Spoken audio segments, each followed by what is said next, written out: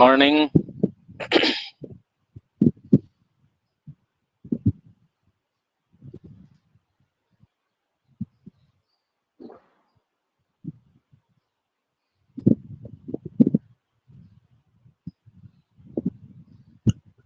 Good morning, good morning.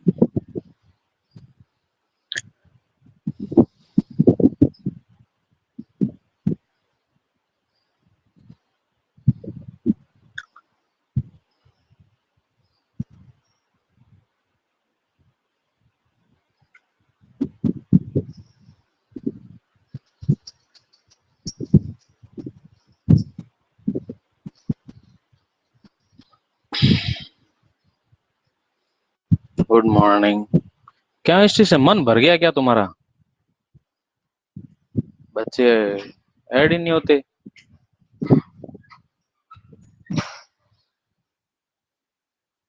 सुरजी जी, इसकी ink ink वाली शीशी थी ना, एक अपन ने वो अलमारी के अंदर कहीं रखी थी। अब मेरे को वापस मिली नहीं पूरी इंक। या तो लैब में हो गया ना। ब्लैक, मैं ब्लैक ही लेके आया, मैं लेके आया था। ठीक है।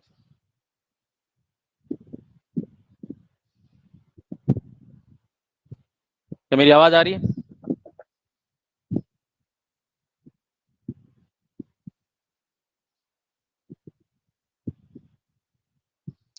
आवाज आ रही है मेरी? हाँ, ओके। चलो कर देते हैं स्टार्ट। तुम तो रिकॉर्डेड के भरोसे बैठने शुरू हो गए आजकल। अगले चैप्टर से जब से शुरू होगा ना, मैं रिकॉर्डेड ही बंद कर दूंगा, उड़ा दूंगा। Good morning. अपन पढ़ रहे थे, क्या पढ़ रहे थे अपन लास्ट? न्यूक्लियोफिलिक सब्स्टिट्यूशन रिएक्शन देख ली थी अपन ने। न्यूक्लियोफिलिक सब्स्टिट्यूशन रिएक्शन चल रही थी ना अपने। Nucleophilic substitution reaction. हाँ बढ़िया है, लाइव आते हो तो आपके लिए बढ़िया है, बाकी जो लाइव नहीं आते हैं उनके लिए कह रहा हूं मैं। अपन देख रहे थे क्या? Nucleophilic substitution reaction in haloarenes. Haloarenes के अंदर क्या देख रहे थे अपन? Nucleophilic substitution reactions.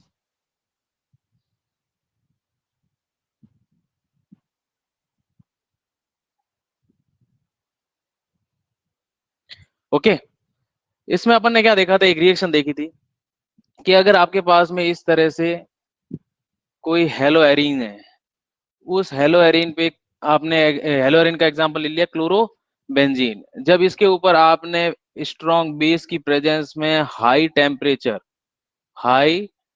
टेम्परेचर और प्रेशर की जब कंडीशन ली थी, हाई प्रेशर की कंडीशन ली थी, तो आपने देखा था जब इसके अंदर थोड़ा सा H+ का सोर्स भी लास्ट में जब इसको वर्कअप करवाते हैं, मतलब रिएक्शन को कंप्लीट करवाते हैं, थोड़ा बहुत इसके अंदर पानी वगैरह ऐड करना पड़ता है। तो आपने क्या देखा था कि यहाँ पे आपके क्लोरीन को हटा के आपका OH ऐड हो गया था ना। इस रिएक्शन को वैसे नॉर्मल कंडीशन में करवाना बहुत मुश्किल होता है। क्यों होता है वो आपको बता दिया था कि डबल बॉन्ड का कैरेक्टर आ जाता है, बॉन्ड ब्रेक होना मुश्किल हो जाता है। तो इसके अंदर लगभग SN2 टाइप की रिएक्शंस होती है, SN2 टाइप रिएक्शन। इस टाइप की रिएक्शन को लूज SN2 रिएक्शन भी बोलते हैं, कि जबकि इसके अंदर SN1 टाइप के रिएक्शन की कुछ पार्ट होता है, कुछ SN2 टाइप का पार्ट होता है। लेकिन इस चीज को छोड़ दो, आप इतना ध्यान रखो SN2 टाइप की रिएक्शन होती है। लेकिन अगर मैं इस रिएक्शन में ऐसा बोलूं, इस रिएक्शन में अगर आपके पास में जो हेलो एल्कीन है, अगर इस हेलो ये आपके एरीन है, अगर इस हेलो एरीन में इस टाइप का एक सब्स्टिट्यूएंट ऐड कर दूं, जैसे मैंने आपके यहाँ पे एक सब्स्टिट्यूएंट ऐड कर दिया NO2, जो बुक के एग्जाम्पल हैं वो आपको ज्यादा से ज्यादा करवाए जा रहे हैं, कि क्योंकि एग्जाम में वही बुक के क्वेश्चन ज्यादा से ज्यादा आने की संभावना होती है। NO2 जो ग्रुप होता है, इसका इफेक्ट होता है -R और -I, दोनों इफेक्ट होते हैं। ये दोनों इफेक्ट के थ्रू, रेजोनेंस के थ्रू भी इलेक्ट्रॉन्स को खींचता है, इंडक्टिव इफेक्ट के थ्रू भी इलेक्ट्रॉन्स को खींचता है। ये इस पाई बॉन्ड के इलेक्ट्रॉन को भी खींचता है, और इंडक्टिव इफेक्ट के थ्रू यानी कि सिग्मा बॉन्ड के इलेक्ट्रॉन को भी अपनी तरफ खींचता है। तो ये घूम फिर के क्या करेगा, ये घूम फिर के क्या करेगा बताओ, ये आपके इस रिंग के इलेक्ट्रॉन को खींचेगा, ये रिंग इस क्लोरीन के इलेक्ट्रॉन को खींचेगी, यानी कि सब एक दूसरे की टांग खींचने में लगे हुए हैं। अब आप देखते हो कि जब अपने रेजोनेटिंग स्ट्रक्चर्स ड्रॉ करी थी तो आपने देखा था कि इस टाइप से इसमें negative charge negative charge negative charge आए थे कि नहीं आए थे पूरी रिंग के अंदर, और यहाँ पे आपका कोई भी हेलो एल्केन था। आपने देखा कि ऑर्थो और पैरा पोजीशन पे आपका नेगेटिव चार्ज आ रहा है, और नेगेटिव चार्ज का मतलब क्या है, इसके इन पोजीशंस के ऊपर इलेक्ट्रॉन डेंसिटी इंक्रीज हो रही है। तो उस एक्स्ट्रा इलेक्ट्रॉन डेंसिटी को ये नाइट्रो क्या नाइट्रो क्या कर रहा है, स्टेबलाइज कर रहा है। ये नाइट्रो क्या कर रहा है, इसको स्टेबलाइज कर रहा है कि अगर मैं यहाँ पे कोई इलेक्ट्रॉन विड्रॉइंग ग्रुप अगर अटैक कर दूं, यहाँ पे क्या जोड़ दूं, यहाँ पे अगर इलेक्ट्रॉन विड्रॉइंग ग्रुप को अटैच कर दूं, EWG का मतलब क्या है, इलेक्ट्रॉन विड्रॉइंग ग्रुप। ये क्या करते हैं, ये इलेक्ट्रॉन खींचते हैं। ये किस टाइप से खींच सकते हैं, यहाँ पे -R के थ्रू भी, माइनस का मतलब क्या होता है, खींचना होता है। अगर इंडक्टिव इफेक्ट के थ्रू खींच रहा है तो ये सिग्मा बॉन्ड के इलेक्ट्रॉन है, इनको अपनी तरफ खींच रहा है, और R का मतलब क्या है, ये रेजोनेंस के थ्रू इलेक्ट्रॉन्स को अपनी तरफ खींच रहा है। तो मतलब ये नेगेटिव चार्ज यहाँ पे अगर कहीं पे भी आप इलेक्ट्रॉन विड्रॉइंग ग्रुप अटैच कर दोगे तो ये इलेक्ट्रॉन विड्रॉइंग ग्रुप क्या करेगा, इस एक्स्ट्रा नेगेटिव चार्ज को क्या करेगा, स्टेबलाइज करेगा। तो आप देखोगे कि ये रिएक्शन थोड़ी फास्ट होना स्टार्ट हो जाएगी, जो भी एक्स्ट्रा इलेक्ट्रॉन आ रहा है वो कहीं ना कहीं स्टेबलाइज हो रहा है, जो भी एक्स्ट्रा इलेक्ट्रॉन आ रहा है वो कहीं ना कहीं स्टेबलाइज हो रहा है। तो आपकी इस रिएक्शन को प्रोसीड करवाने में क्या हो गया, थोड़ी सी हेल्प मिल जाएगी कि जो ये कंडीशंस, जो हाई टेम्परेचर और प्रेशर की जो कंडीशंस दे रहे हो, ये कंडीशन थोड़ी बहुत आप के फेवर में हो सकती है। जैसे यहाँ पे अपन ने एक टेम्परेचर की रिक्वायरमेंट कितनी ली थी, 623 केल्विन के आसपास, और प्रेशर लिया था लगभग 300 केल्विन के आसपास प्रेशर लिया था। ये तो मेरे पास है, लेकिन इंक खत्म हो जाती है सर, जैसे अभी आज थोड़ा इफी का पढ़ना। चलो ये रख दो मेरे पास, मैं वापस दे दूंगा आपको ये अगर खत्म हो गया। हाँ बंद होगा। ओके, आप देखोगे कि इलेक्ट्रॉन विड्रॉइंग ग्रुप क्या कर रहे हैं, ऑर्थो और पैरा पोजीशन पे जो भी आपका इलेक्ट्रॉन क्लाउड आ रहा है। वीडियो अटक रहा है क्या, नहीं यहाँ पे तो नेट की स्पीड अच्छी है, किसी के अटक रहा है किसी के नहीं अटक रहा है। हाँ नहीं नहीं अटक रहा, आपके आपके हो रहा, कोई नहीं अटक रहा, कोई नहीं अटक रहा, बिल्कुल सही चल रहा है। तो आप क्या देखोगे कि इस बेंजीन रिंग पे जहां जहां पे आपने रेजोनेंस करवा के देखा कि नेगेटिव जो इलेक्ट्रॉनिक क्लाउड इंक्रीज हो रहा है, इलेक्ट्रॉनिक क्लाउड मतलब जहां पे नेगेटिव चार्ज आ रहा है, अगर वहां पे आप कहीं पे भी इलेक्ट्रॉन विड्रॉइंग ग्रुप अटैच कर देते हो, जैसे यहाँ पे अपन ने एग्जाम्पल लिया था नाइट्रो का, ये नाइट्रो क्या करता है, इलेक्ट्रॉन्स को खींचता है, एक्स्ट्रा जहां कहीं भी इलेक्ट्रॉन होंगे उनको खींच के उस नेगेटिव जो इलेक्ट्रॉनिक क्लाउड है, नेगेटिव चार्ज का मतलब क्या, जो इलेक्ट्रॉनिक क्लाउड है उसको क्या करेगा, वो स्टेबलाइज कर रहा है, वो क्या कर रहा है, उसको स्टेबलाइज कर रहा है। जैसे यहाँ पे मैंने एक पैरा पोजीशन पे आपके इलेक्ट्रॉन को खींचने वाला एक ग्रुप जोड़ दिया जिसको बोलते हैं मैं नाइट्रो ग्रुप। लेकिन आपको मालूम होगा कि क्लोरीन के दो इफेक्ट होते हैं। क्लोरीन के कौन कौन से इफेक्ट होते हैं, क्लोरीन का एक तो इलेक्ट्रॉन को डोनेट करने का इफेक्ट होता है जिसको अपन बोलते हैं +R इफेक्ट, और -I के थ्रू ये सिग्मा बॉन्ड के इलेक्ट्रॉन को अपनी तरफ खींचता है, सिग्मा बॉन्ड के इलेक्ट्रॉन को तो अपनी तरफ खींचता है, और रेजोनेंस के थ्रू ये इलेक्ट्रॉन डोनेट करता है। ये चीज तो समझाई थी मैंने आपको, ये चीज तो समझाई थी ना मैंने आपको। हाँ हाँ नहीं अटक रहा, नहीं अटक रहा। यानी कि अगर आप देखोगे कि सिग्मा बॉन्ड की जितनी ज्यादा, यानी कि सिग्मा यानी कि जो बॉन्ड है ना, ये बॉन्ड जितनी ज्यादा डिस्टेंस होगी वहां पे जाके आपका इंडक्टिव इफेक्ट तो नेग्लिजिबल हो जाएगा। EWG क्या है, EWG ये है, इसका मतलब क्या होता है, इलेक्ट्रॉन विड्रॉइंग ग्रुप, इलेक्ट्रॉन को विड्रॉ करने वाला ग्रुप। ये एक ग्रुप है NO2 ग्रुप, जो इलेक्ट्रॉन विड्रॉइंग ग्रुप है, जो इलेक्ट्रॉन को खींचता है। NO2 की स्ट्रक्चर नहीं मालूम आपको, ये N होता है, डबल बॉन्ड होता है, O होता है, नहीं मालूम आपको। NO2 टाइप की स्ट्रक्चर नहीं मालूम, जो इलेक्ट्रॉन को क्या करती है, ऑक्सीजन इलेक्ट्रोनेगेटिविटी बहुत ज्यादा होती है, नाइट्रो के ऊपर नेगेटिव चार्ज होता है, नाइट्रोजन के ऊपर पॉजिटिव चार्ज होता है, ये इलेक्ट्रॉन को खींचता है, इसकी इलेक्ट्रोनेगेटिविटी बहुत ज्यादा होती है। तो ऐसे ग्रुप में खूब सारे लिखवा दूंगा आपको बाद में। वैसे ये चीजें सारी 11th की थी, लेकिन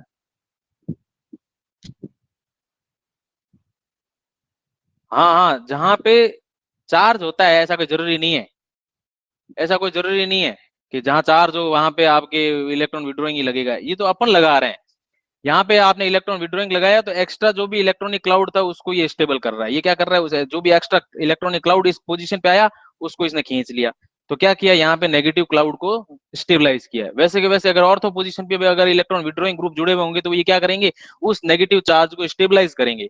लेकिन अगर मैं ऐसा करूं तो, अगर मैं मान लो किसी भी एक इलेक्ट्रॉन विड्रॉइंग ग्रुप, अगर मैं यहाँ पे मान लो यहाँ पे अगर मैं इलेक्ट्रॉन डोनेटिंग ग्रुप जोड़ देता हूँ, इसको क्या बोलते हैं,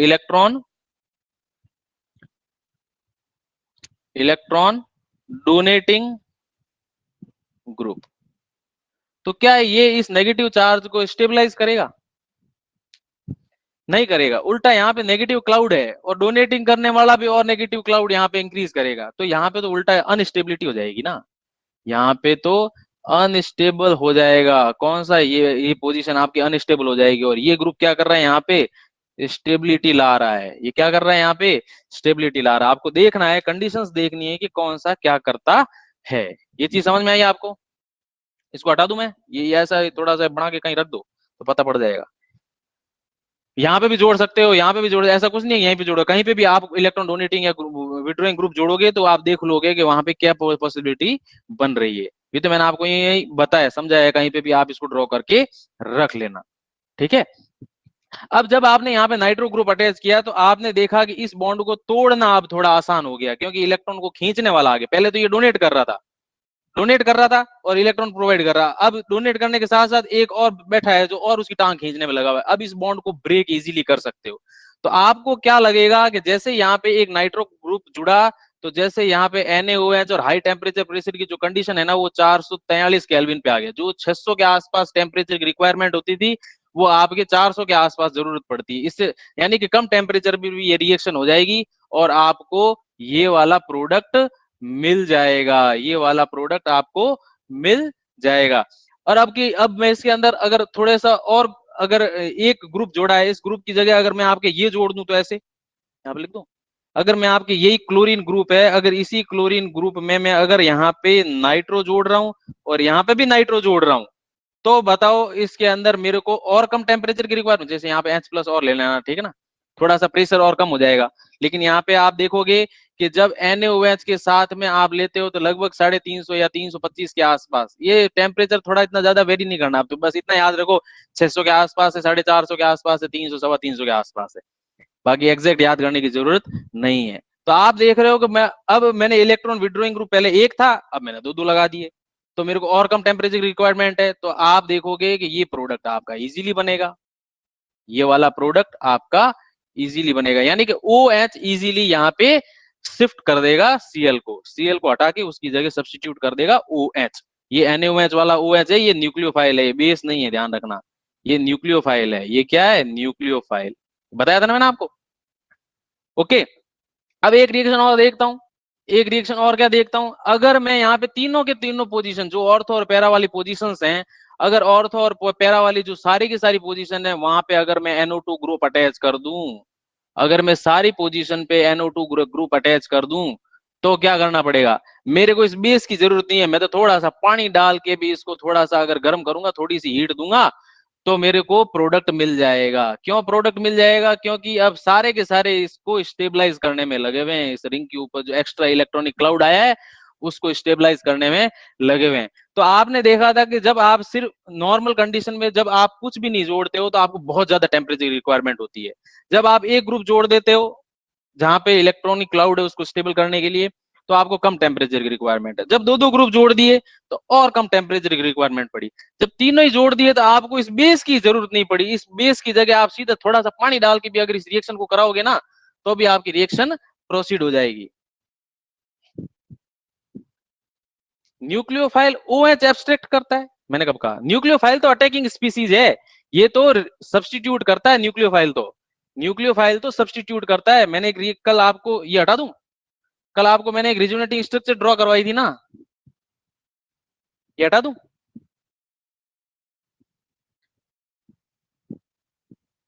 ये हटा दूं क्या, फिर समझाता हूं आपको वापस।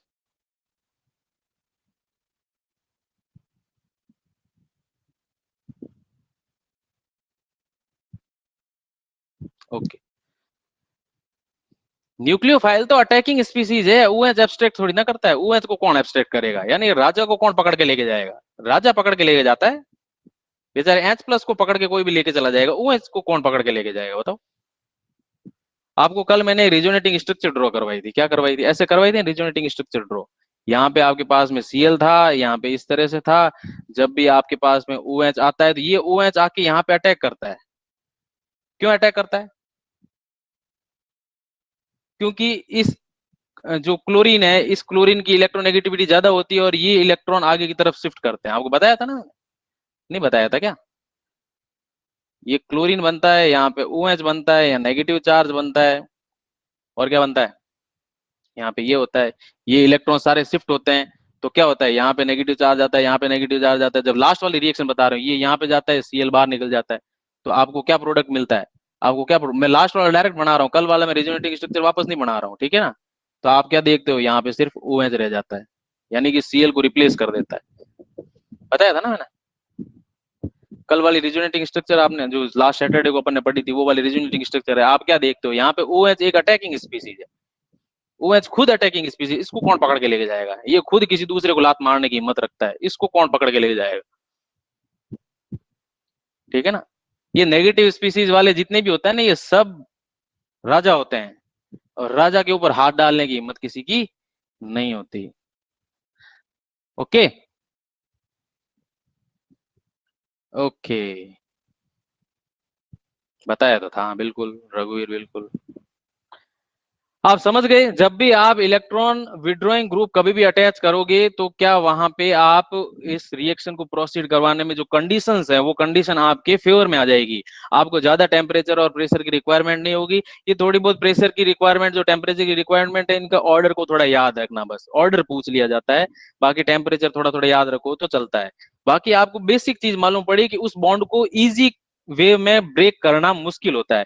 जब भी आप किसी बेंजीन रिंग के ऊपर या एरोमेटिक रिंग के ऊपर जब भी कोई हेलोजन होता है, इस हेलोजन को डायरेक्ट तोड़ के SN1 रिएक्शन प्रोसीड करवाना मुश्किल होता है। क्योंकि यहाँ पे आपके SN1 जब भी रिएक्शन होगी तो यहाँ पे कार्बोकेटायन बनता है, और कार्बोकेटायन इन रिंग के ऊपर अनस्टेबल होता है। यानी कि पहली बात ये कि ये बनता ही नहीं है, फॉर्म ही नहीं होता है, इसलिए ये कार्बोकेटायन बन ही नहीं सकता। तो आपको तो भी यहाँ से इस हेलोजन को हटाना हो तो आप क्या कराओगे, SN2 टाइप की रिएक्शन कराओगे। मतलब वहां पे बैक साइड से OH का या किसी भी न्यूक्लियोफाइल का अटैक करवा के उसको रिप्लेस करवाओगे। तो भी उसके अंदर आप इजी वे में उसको भी नहीं करवा सकते। उसके लिए भी आपका हाई टेम्परेचर प्रेशर की रिक्वायरमेंट होती है, तब जाके वो रिएक्शन होती है। और बेस भी आप जो आपका न्यूक्लियोफाइल है वो भी आपका स्ट्रांग होना चाहिए। लेकिन अगर उसको कंडीशन को अपने फेवर में करनी है तो आपको क्या करना पड़ेगा, वहां पे जो भी स्टेबलाइजेशन आप देखोगे कि जब भी नेगेटिव चार्ज जहां जहां आपने रेजोनेंस करवा के देखा, तो नेगेटिव चार्ज को स्टेबल करने के लिए कोई भी इलेक्ट्रॉन विड्रॉइंग ग्रुप अगर वहां पे अटैच किया हुआ हो, तो इसके लिए जो कंडीशन, जो टेम्परेचर प्रेशर दे रहे हो, वो पहले से थोड़ा कम देना पड़ेगा। और सारी की सारी जगह पे अगर आप इलेक्ट्रॉन विड्रॉइंग ग्रुप जोड़ दो, यहाँ पे भी अगर इलेक्ट्रॉन विड्रॉइंग ग्रुप जोड़ दो, तो सारे के सारे इलेक्ट्रॉन क्या हो जाएंगे, स्टेबलाइज हो जाएंगे। तो इस सीएल को यहाँ से निकालना इजी हो जाएगा। बस और कुछ नहीं होता है इस न्यूक्लियोफिलिक सब्स्टिट्यूशन रिएक्शन। ओके, समझ गए? समझ गए क्या?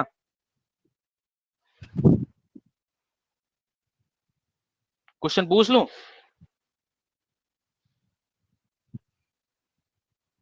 क्वेश्चन पूछ लूं?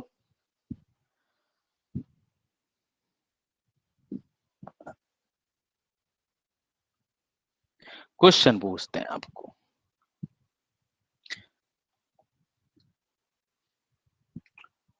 ऑर्डर ऑफ रिएक्टिविटी, आपको ऑर्डर बताना है, रिएक्टिविटी का ऑर्डर बताना है कि कौन सी रिएक्शन जल्दी होगी, यानी कि रिएक्टिविटी किसकी ज्यादा होती है जल्दी, मतलब कौन सा प्रोडक्ट जल्दी बन जाएगा, है ना?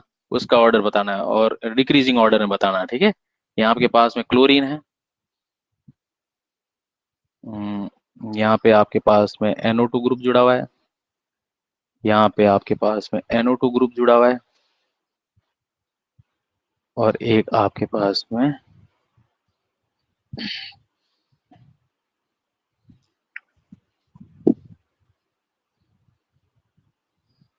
NO2 ग्रुप जुड़ा हुआ है, और एक आपके पास में कौन सी रिएक्शन फास्ट होगी, कौन सी रिएक्शन स्लो होगी उसका ऑर्डर, डिक्रीजिंग ऑर्डर में, ठीक है ना।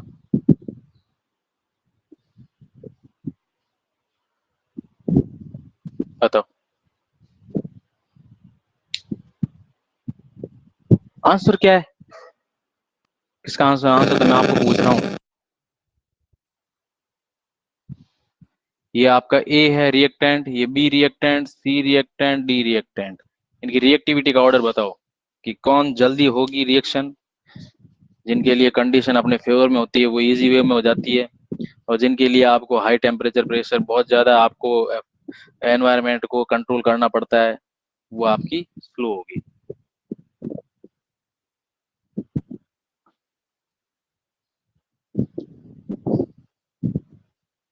एक और दे दूं,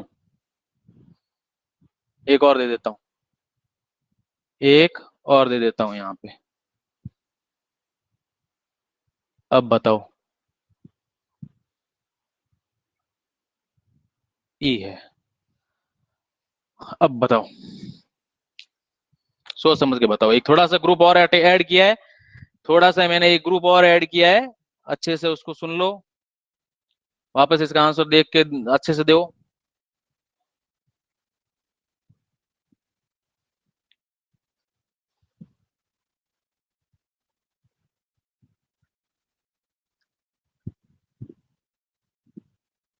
अच्छे से इसका आंसर करो आप।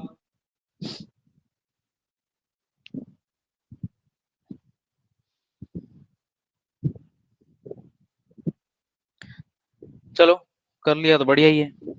सबसे पहले तो ये देखो कि कौन सा ग्रुप कहाँ अटैच है। ये ऑर्थो पे ग्रुप अटैच है, ये पैरा पे ग्रुप अटैच है।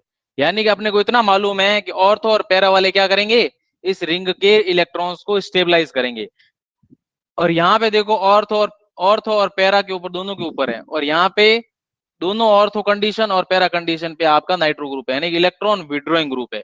तो आप यहाँ पे क्या देखते हो कि तीन तीन ग्रुप हैं, कितने, तीन ग्रुप हैं, जिनके प्लस आर नहीं माइनस आर ग्रुप लग रहे हैं, माइनस आर इफेक्ट और माइनस आई इफेक्ट लग रहे हैं, कितने, तीन ग्रुप के। यहाँ पे दो ग्रुप हैं जिनका प्लस आर और माइनस आर और माइनस आई लग रहा है, ठीक है ना। तीन ग्रुप का, यहाँ पे दो ग्रुप का। और यहाँ पे देखो एक ग्रुप का पैरा और एक ग्रुप पे ऑर्थो, यहाँ पे एक ही ग्रुप है जिसका पैरा के ऊपर माइनस आर और माइनस आई लग रहा है, और यहाँ पे भी एक ही ग्रुप है वो ऑर्थो वाला। ये कौन सा है, ऑर्थो वाला। आप चाहो तो यहाँ पे लिख सकते हो ऑर्थो, ये लिख सकते हो आप पैरा। ये भी माइनस आर शो करता है, ये भी माइनस आई शो करता है। लेकिन मेटा वाला तो कुछ भी शो नहीं करता, क्योंकि जब आपने रिजोनेटिंग स्ट्रक्चर्स ड्रॉ की होंगी तो आपने देखा होगा कि मेटा पे नेगेटिव चार्ज नहीं आता, तो ये NO2 बेचारा यहाँ पे बैठा बैठा बैठा रहेगा, समझ गए, जिसकी कोई वैल्यू नहीं है यहाँ पे। भले उसकी इलेक्ट्रॉन नेगेटिविटी या उसके इलेक्ट्रॉन विड्रॉइंग की कैपेसिटी बहुत ज्यादा है, लेकिन वो इलेक्ट्रॉन विड्रॉ करेगा कहाँ से, उसके पास इलेक्ट्रॉनिक क्लाउड है ही नहीं उस पोजीशन पे। तो आप क्या देखोगे कि ये सबसे कम, यानी कि इसकी रिएक्टिविटी सबसे मतलब कम होगी, ये बहुत स्लो रिएक्शन होगी इसकी। इतना तो समझ में आ गया ना आपको। अब आप देखो कि जहां पे मैक्सिमम नंबर ऑफ ग्रुप जुड़े हुए हैं वो आपका मैक्सिमम रिएक्टिविटी शो करेगा, यानी कि डी ग्रुप है वो सबसे ज्यादा रिएक्टिविटी शो करेगा। फिर जो दो ग्रुप लगे हुए हैं वो सबसे सबसे ज्यादा रिएक्टिविटी शो करेगा। अब इन एक एक के अंदर प्रॉब्लम आ जाती है कि दोनों की जब डिस्टेंस का चेंज आ जाता है तो यहाँ पे रिएक्टिविटी में कुछ ना कुछ चेंज हो सकता है। अब आप इसमें देख के, गौर से देख के मेरे को बताएं कि ये ऑर्थो पोजीशन से इलेक्ट्रॉनिक जो यहाँ पे एनवायरमेंट है उसको खींच रहा है, और ये पैरा के इलेक्ट्रॉनिक एनवायरमेंट अपनी तरफ खींच रहा है ना। तो ये दोनों के दोनों क्या कर रहे हैं, अपनी अपनी जगह पे जो भी इलेक्ट्रॉन है उसको खींच रहे हैं, उसको स्टेबलाइज कर रहे हैं। लेकिन अब इफेक्ट इनके अलावा अपने को क्लोरीन का भी देखना पड़ेगा, कि आपको मालूम है कि क्लोरीन का एक माइनस आई इफेक्ट भी होता है। प्लस आर जो इफेक्ट होता है वो तो इसने रिंग के अंदर देख के यहाँ पे नेगेटिव क्लाउड लेके आ गया, लेकिन आपको मालूम है ये इंडक्टिव इफेक्ट के थ्रू ये इलेक्ट्रॉन को अपनी तरफ खींचता है। तो आप क्या देखोगे कि जितनी डिस्टेंस कम होगी, यानी कि इस कार्बन से इलेक्ट्रॉन खींचेगा, इस कार्बन के जस्ट पास में यहाँ पे कार्बन है तो इसके इलेक्ट्रॉन भी अपनी तरफ खींचता है। इंडक्टिव इफेक्ट में यही तो होता है। तो आप देखोगे कि जब इस पोजीशन पे आप देखोगे कि यहाँ पे ये इलेक्ट्रॉन इससे खींचेगा, ये इलेक्ट्रॉन इससे खींचेगा, इसका इलेक्ट्रॉन ये खींचेगा, इस इलेक्ट्रॉन पे जाके इसका इफेक्ट बहुत कम पड़ जाता है। यानी कि inductive effect distance dominating factor show करता है। जितना ज्यादा डिस्टेंस होगा वहां पे इंडक्टिव इफेक्ट लूज पड़ जाएगा। मतलब मैं एक को खींच रहा हूँ, मेरे को मान लो वहां पे 10 कमरे छोड़ के अगर किसी को खींचना हो तो मैं क्या करूंगा, 10 लोग यहाँ बीच में खड़े कर दूंगा, एक आदमी को मैं खींचूंगा, वो आगे वाला किसी को खींचेगा, वो आगे वाला, मतलब उसी स्ट्रेंथ को आगे की तरफ शिफ्ट करता जाएगा, तो लास्ट वाले के पास में कितनी सी स्ट्रेंथ बचेगी। यानी कि जितना ज्यादा डिस्टेंस बचे, जितना ज्यादा डिस्टेंस होगी तो इंडक्टिव इफेक्ट वहां पे नेग्लिजिबल हो जाता है। और यहाँ पे जितना कम पोजीशन पे, यानी कि बहुत कम डिस्टेंस पे अगर आपके कोई कार्बन पे अगर इलेक्ट्रॉनिक क्लाउड है तो उसको ये खींच करके ये नेगेटिव क्लाउड को क्या करता है, ये क्लोरीन भी क्या करता है, स्टेबलाइज करना शुरू कर देता है। यानी कि आप देखते हो कि इस कार्बन के ऊपर इलेक्ट्रॉन डेंसिटी बढ़नी शुरू हो जाती है। इस कार्बन के ऊपर जब इलेक्ट्रॉन डेंसिटी बढ़ जाएगी तो न्यूक्लियोफाइल यहाँ पे अटैक क्यों करेगा। आपको पता है कि जो OH माइनस होता है वो OH माइनस क्या करता है, इस पोजीशन पे अटैक करता है। कब अटैक करेगा, जब इसके ऊपर इलेक्ट्रॉन डेंसिटी मिनिमम हो, यानी कि नेगेटिव क्लाउड वहां लेके जाएगा जहां पे उसको इलेक्ट्रॉन डेंसिटी कम हो या वहां पे पॉजिटिव टाइप का एनवायरनमेंट हो, तभी तो वो अटैक करेगा। लेकिन यहाँ पे हो क्या रहा है, यहाँ पे हो क्या रहा है, यहाँ पे पास में नेगेटिव चार्ज है, उस नेगेटिव चार्ज को ये अपनी तरफ खींच रहा है, ये क्लोरीन इंडक्टिव इफेक्ट की तरफ खींच रहा है, प्लस आर के थ्रू तो ये डोनेट करता है। लेकिन आपको मालूम है इंडक्टिव इफेक्ट भी यहाँ पे थोड़ा बहुत शो करता है। जब यहाँ से इंडक्टिव इफेक्ट शो करेगा तो ये सिग्मा बॉन्ड के जो इलेक्ट्रॉन होंगे इनको भी खींचने की हिम्मत रखता है, क्योंकि क्लोरीन की इलेक्ट्रोनेगेटिविटी अच्छी खासी होती है। ये आपको मैंने पहले ही बताया था, ये आर इफेक्ट और इंडक्टिव इफेक्ट दोनों शो करता है। तो आप क्या देखोगे, इस इलेक्ट्रॉन को ये अपनी तरफ खींच के इसके ऊपर नेगेटिव क्लाउड थोड़ा बहुत बना देता है। जब यहाँ पे नेगेटिव चार्ज रहेगा तो ये OH लेके भी नेगेटिव चार्ज आएगा, तो क्या नेगेटिव नेगेटिव के साथ में इंटरेक्ट कर पाएगा, नहीं कर पाएगा। कर पाएगा लेकिन इतना ज्यादा नहीं कर पाएगा जितना ये करेगा, क्योंकि इसका इस इलेक्ट्रॉन से नेगेटिव चार्ज को खींच के यहां तक लाना मुश्किल है, जबकि पास वाले नेगेटिव चार्ज को खींच के अपने पास में इलेक्ट्रॉनिक क्लाउड इंक्रीज करना इजी है। तो इसकी रिएक्टिविटी कम होगी इसके कंपेयर में। तो आप क्या देखोगे, जो बी की रिएक्टिविटी होगी वो ज्यादा होगी ए से, और सबसे कम किसकी होगी, ई की, क्योंकि वहां पे तो आपके पैरा और ऑर्थो पे तो कोई जुड़ा हुआ ही नहीं है। कोई दिक्कत, सिर्फ रिजोनेंस को देख करके आप इस तरह का कुछ शो कर सको ये कोई जरूरी नहीं है। जब रिजोनेंस वहां पे काम करना थोड़ा सा गड़बड़ हो जाए तो दूसरे इफेक्ट भी देखने पड़ते हैं, समझ गए। वेरी गुड, हटा दूं मैं इसको,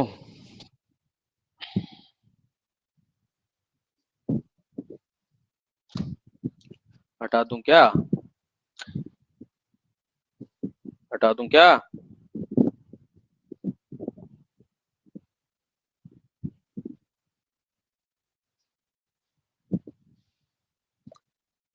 अब अगला वापस बताओ, कौन सा अगला, अगला मतलब अब गला, वापस बताओ कौन सा गला, मेरा गला।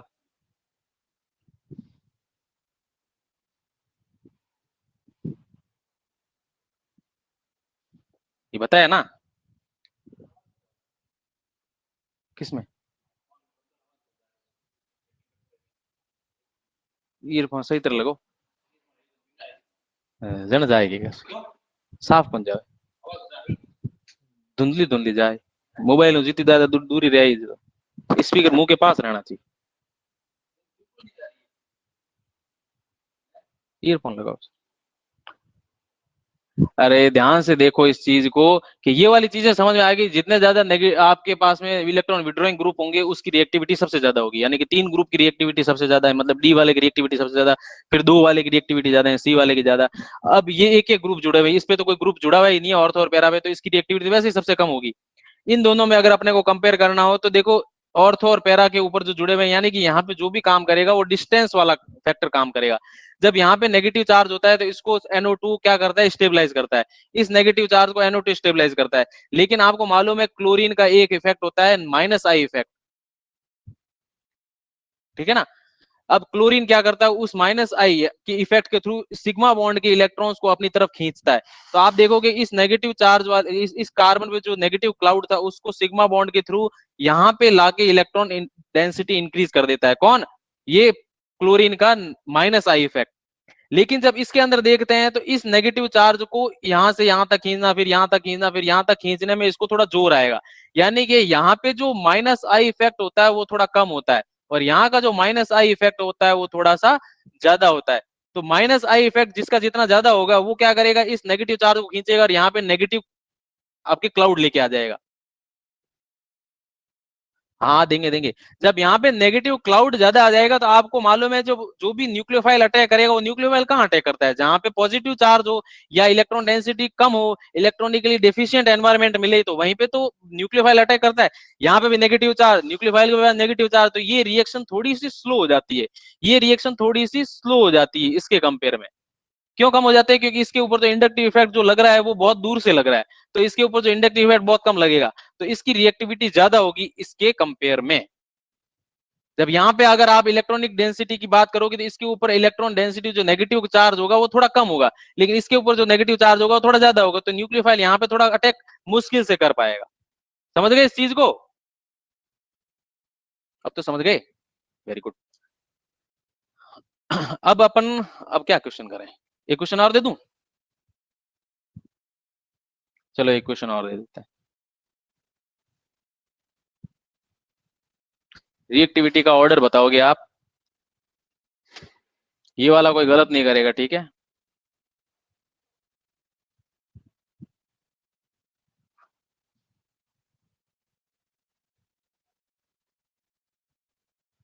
मैं 20 में गोला ही बना रहा हूँ, ठीक है?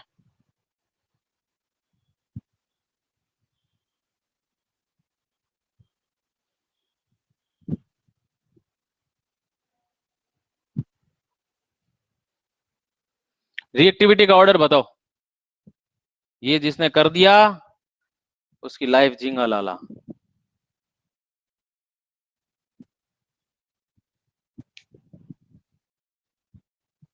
डब्बू करो, क्या डिब्बू करो?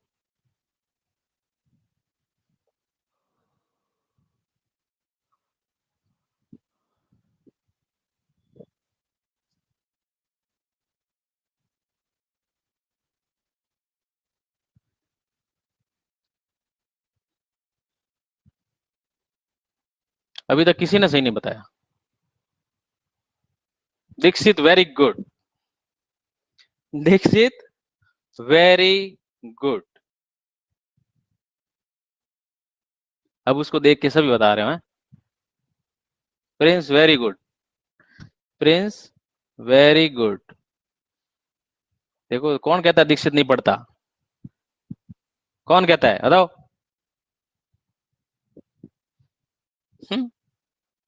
ध्यान दो, ध्यान से देखना। इस CH3 का क्या इफेक्ट लगता है? यहाँ पे प्लस H का इफेक्ट भी लगता है, प्लस I का इफेक्ट भी लगता है। मतलब कैसे कैसे, मान लो आप कि ये सिग्मा बॉन्ड के थ्रू इलेक्ट्रॉन देगा, इसमें रेजोनेंस नहीं होता, इस कार्बन के ऊपर लोन पेयर नहीं है, लोन पेयर नहीं है तो यहाँ पे रेजोनेंस नहीं होगा, ध्यान रखना। और ये भी क्या करता है, मान लो प्लस H और प्लस I लगाता है, ओके? क्योंकि देखो ऑर्थो पैरा मेटा पे सबके ऊपर इंडक्टिव इफेक्ट तो लगता है। हाँ मैं तो कहता ही हूँ, मैं तो सबको ही कहूंगा। लेकिन अब यहाँ पे देखो इसका क्या लग रहा है, प्लस H इफेक्ट लग रहा है और प्लस I इफेक्ट लग रहा है। इस NO2 का क्या लग रहा है, माइनस R और माइनस I लग रहा है। तो बताओ इस बॉन्ड को ब्रेक करने के लिए, इस बॉन्ड को ब्रेक करने के लिए, इस बॉन्ड को ब्रेक करने के लिए रिंग के ऊपर कौन सा ग्रुप ज्यादा इफेक्टिव होगा? इलेक्ट्रॉन विड्रॉइंग ग्रुप या इलेक्ट्रॉन, यानी कि इस रिंग से इलेक्ट्रॉन खींचने वाला ग्रुप होगा, तो ही तो ये क्लोरीन इजीली रिप्लेस हो जाएगा, इजीली लीव कर जाएगा यहाँ से, है ना? तो आप देखोगे कि यहाँ पे देखो प्लस H और प्लस I वाले ग्रुप है, ये इलेक्ट्रॉन डोनेट कर रहे हैं। उल्टा इस रिंग के ऊपर इलेक्ट्रॉन डेंसिटी बढ़ रही है, तो इस कार्बन के ऊपर भी जाके इलेक्ट्रॉन डेंसिटी बढ़ेगी, तो यहाँ से ये Cl निकल ही नहीं पाएगा। वैसे वैसे ये भी इलेक्ट्रॉन डोनेट कर रहा है, तो इस कार्बन के ऊपर इलेक्ट्रॉन डेंसिटी बढ़ेगी, तो इसके ऊपर कोई भी न्यूक्लियोफाइल अटैक नहीं कर पाएगा, ये Cl इजीली नहीं निकल पाएगा। लेकिन यहाँ पे क्या देखते हो आप, यहाँ पे देखते हो कि भाई ये तो इलेक्ट्रॉन डोनेट कर रहा है, लेकिन ये जो काका जी बैठे हैं ना, ये क्या कर रहे हैं, minus I minus R minus I, और बहुत ज्यादा स्ट्रॉन्ग माइनस आर और माइनस आई इफेक्ट, यानी कि ये जो ये 1 रुपया दे रहा है तो 50 रुपए खींचने वाला बैठा है। तो मतलब ऐसे देख सकते हो कि इलेक्ट्रॉन खींचने वाला माइनस आर ग्रुप वाला है, तो वो सबसे ज्यादा रिएक्टिव होगा। फिर देखते हो इन दोनों में, देखो रेजोनेंस होता है वो तो ऑर्थो पैरा पे अपन देख लेते हैं, लेकिन जो इंडक्टिव इफेक्ट और हाइपर इंडक्टिव इफेक्ट होता है वो आपका डिस्टेंस डोमिनेटिव फैक्टर होता है, वो आपके किसी भी डिस्टेंस पे दिखता है। तो आप बताओ इससे ये वाला इलेक्ट्रॉन क्लाउड ज्यादा गेन करेगा या इससे ये इलेक्ट्रॉनिक, ये वाला जो कार्बन है ये इलेक्ट्रॉनिक क्लाउड ज्यादा गेन करेगा? आपको मालूम है जो जितना पास में होगा वो उतना ज्यादा नेगेटिव चार्ज लेके आएगा, जो जितना दूर होगा वो इलेक्ट्रॉनिक जो नेगेटिव चार्ज यहाँ पे थोड़ा कम होगा, यहाँ पे नेगेटिव चार्ज थोड़ा सा ज्यादा होगा।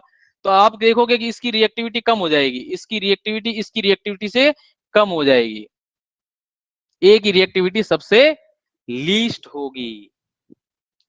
समझ गए? वैसे भी क्वेश्चन आ सकते हैं, बस आपको फेस करना आना चाहिए। ओके, अगर ये समझ में आ गया हो तो आगे टॉपिक करा दूं, मेरे तो पूरा चैप्टर कराने का विचार आज पूरा खत्म कर देने का विचार है।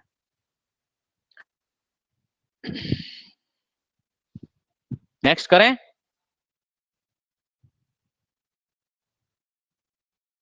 अभी तो काफी टाइम है, चलो नेक्स्ट देखते हैं अपन electrophilic substitution reaction.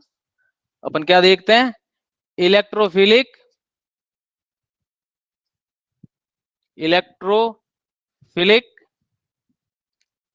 Substitution reaction in haloarenes. Haloarenes के अंदर आपको क्या देखनी है? Electrophilic substitution reaction. मतलब अब आपके पास है जो भी एक, मतलब मैं बार बार क्लोरोबेंजीन का एग्जांपल ले रहा हूं, कम से कम इस एग्जांपल को देख के आप किसी भी एग्जांपल के ऊपर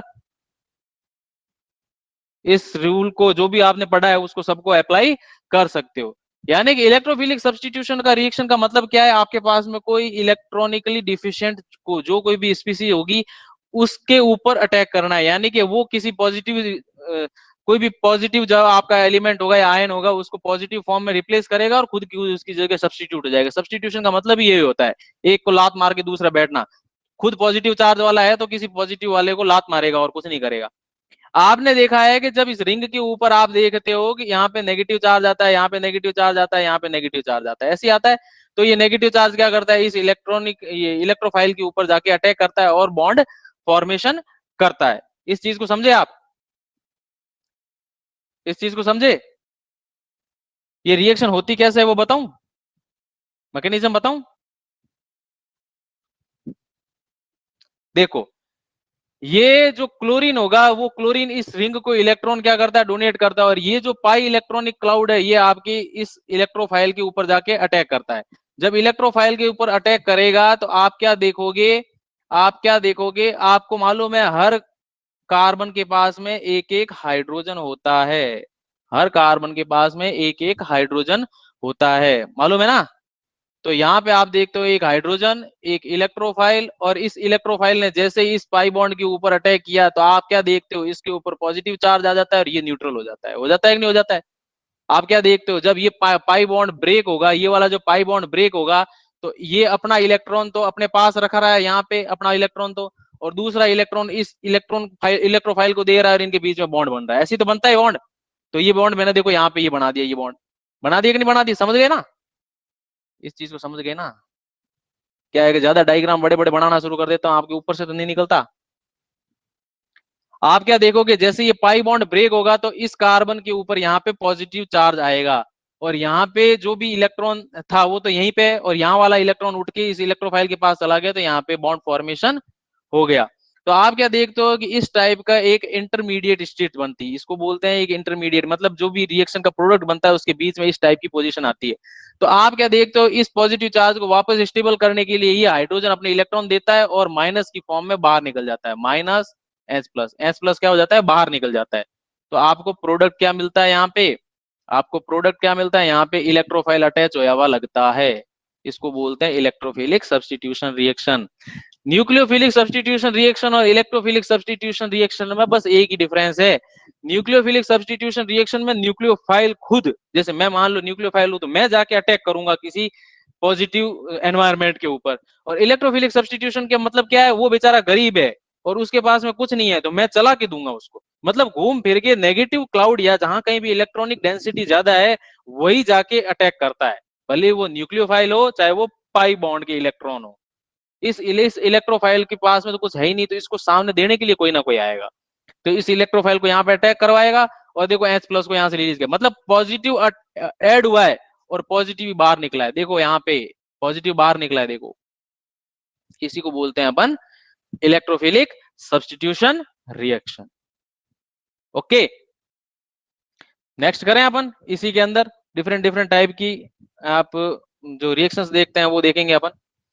इलेक्ट्रोफिलिक सब्स्टिट्यूशन रिएक्शन के अंदर सबसे पहला जो अपना एक कंडीशन मैं आपको बताता हूं, इलेक्ट्रोफिलिक सब्स्टिट्यूशन रिएक्शन आपके ऑर्थो पैरा दोनों कंडीशन दोनों के ऊपर हो सकती है, क्योंकि अपने को मालूम है ऑर्थो और पैरा के ऊपर नेगेटिव चार्ज आता है, आपको मालूम है ना।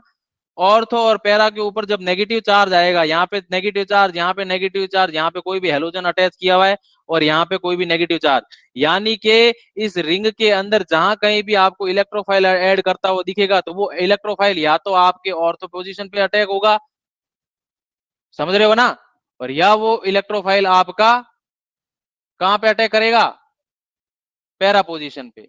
तो पैरा पोजीशन के जो भी प्रोडक्ट होते हैं, चाहे वो न्यूक्लियोफिलिक सब्स्टिट्यूशन रिएक्शन देखो, चाहे इलेक्ट्रोफिलिक सब्स्टिट्यूशन रिएक्शन देखो, ये वाले प्रोडक्ट आपके मेजर प्रोडक्ट होते हैं, क्योंकि इसके इलेक्ट्रॉन को तो वापस से खींचना शुरू कर देता था, यहाँ पे इलेक्ट्रॉन डेंसिटी बढ़ जाती है। तो इस टाइप के प्रोडक्ट होते हैं वो आपके माइनर प्रोडक्ट होते हैं। मेजर प्रोडक्ट कौन से होते हैं, जो पैरा वाले प्रोडक्ट होते हैं वो आपके मेजर प्रोडक्ट होते हैं। इंटरमीडियम, मीडियम, मीडियम कुछ भी ले लो, यहाँ पे आप एसिडिक मीडियम, ये देखो ये इलेक्ट्रोफाइल है, यहाँ पे नॉर्मली आप लेविस एसिड का यूज करते हो, लुईस एसिड, और वो भी कैसे, एनहाइड्रस, जहां तक हो सके एनहाइड्रस, एनहाइड्रस कोई भी लुईस एसिड का यूज करो तो यहाँ पे आप इलेक्ट्रोफाइल को ऐड करवा दोगे। एनहाइड्रस का मतलब क्या है, जिसके अंदर पानी नहीं हो, वाटरलेस, जिसके अंदर पानी नहीं होना चाहिए। अगर पानी होगा तो ध्यान से देखो इस चीज को, यहाँ पे अगर आप वाटर का यूज करोगे तो ये रिएक्शन प्रोसीड नहीं हो पाएगी। उसका कोई रीजन बता सकता है? एनहाइड्रस का मतलब उसमें से पानी निकाल लिया, ऐसा जो कोई भी एसिड जिसके अंदर वाटर की अमाउंट है उसको अपन ने कम कर दिया, या उसके अंदर पानी ऐड ही नहीं किया है, कोई दूसरा आपने उसके अंदर एसिड डाल करके उसके अंदर उस रिएक्शन को प्रोसीड करवाया है, आपने यहाँ पे वाटर का यूज नहीं किया। मैं बताऊं वाटर का यूज क्यों नहीं करते हैं, क्यों आपको मालूम है वाटर के अंदर H प्लस और OH माइनस होते हैं, देखो ये भी पॉजिटिव, ये भी पॉजिटिव, ये पॉजिटिव यहाँ पे अटैक कर देगा, इस बेचारे को करने नहीं देगा, तो घूम फिर के ये प्रोडक्ट ऐसा कैसे रह जाएगा, यहाँ पे इलेक्ट्रोफाइल ऐड होने की जो कंडीशंस हैं। हाँ वेरी गुड, तो यहाँ पे H प्लस ऐड होना शुरू हो जाता है, तो यहाँ पे इलेक्ट्रोफाइल यहाँ ऐड होगा क्या, यहाँ पहले से H प्लस बैठा है, एक H प्लस को रिप्लेस करके दूसरा H प्लस आएगा, मतलब चेंज क्या हुआ, कोई चेंज नहीं हुआ, तो आपकी रिएक्शन इजीली प्रोसीड नहीं हो पाती, इसलिए यहाँ पे एनहाइड्रस मीडियम का यूज करते हैं।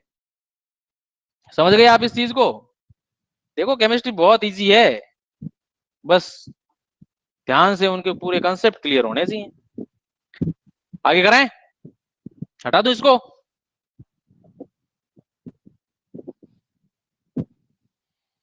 बोलते तो ही नहीं।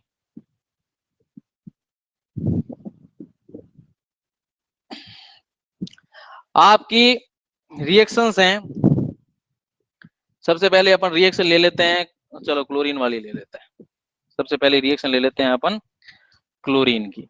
लो, अगर आपको इस, देखो बुक के अंदर सब कुछ दिया हुआ है, बुक के बाहर आपको कुछ पढ़ना भी नहीं है।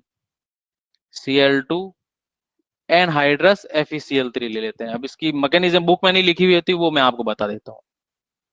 एनहाइड्रस FeCl3, यस यस का मतलब हटाना, जयेश बोल रहा है नो, नो मतलब नहीं हटाना, हमने तो हटा दिया। अब तो साथ साथ लिख दिया करो ना, क्या चार तो अक्सर लिखता हूँ, वो भी नहीं लिखे जाते आप।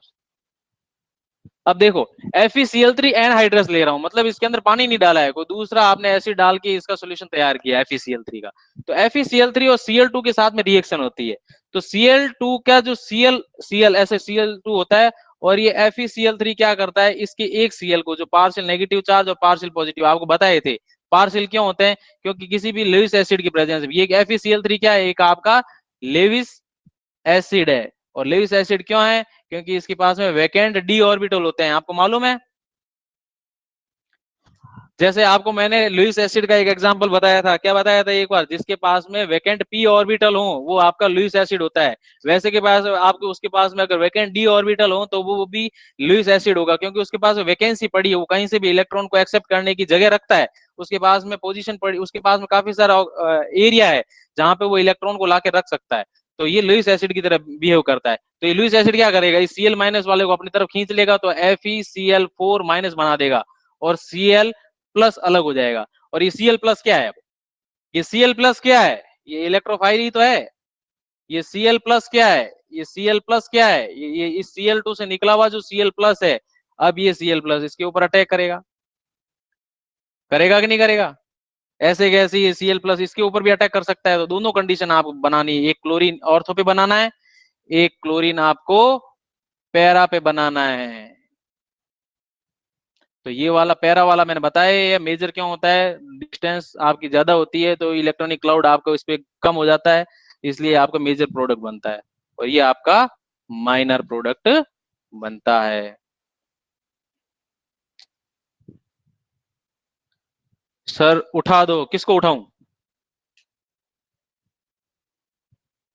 किसको उठाऊं?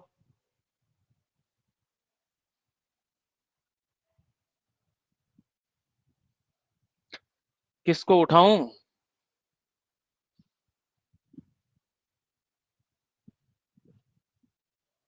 कोई दिक्कत?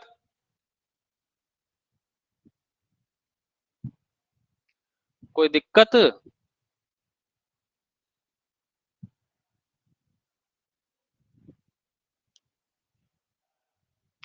नेक्स्ट जो है आपके HNO3 की रिएक्शन है, ये हटा दूं?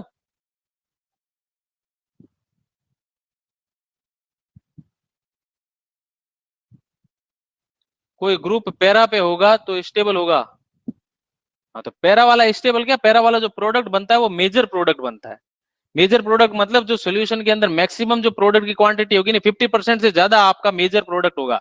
यानी कि आप मानते हो कि 100% जो भी आपने अलग अलग टाइप के प्रोडक्ट देखे हैं उसमें से 50% से ज्यादा ये वाला प्रोडक्ट होगा, इसलिए इसको बोलते हैं मेजर प्रोडक्ट। पैरा वाले को क्या बोलते हैं, मेजर प्रोडक्ट। यानी कि अगर 51% भी हो गया तो भी मेजर ही होगा, समझ गए? इसके कंपेरेटिवली इसकी जो परसेंटेज है वो 50 क्रॉस होनी चाहिए। ओके, हटा दूं?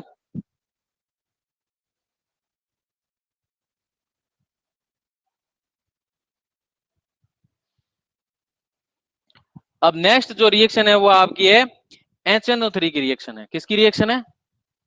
HNO3 की रिएक्शन है। अगर आप किसी भी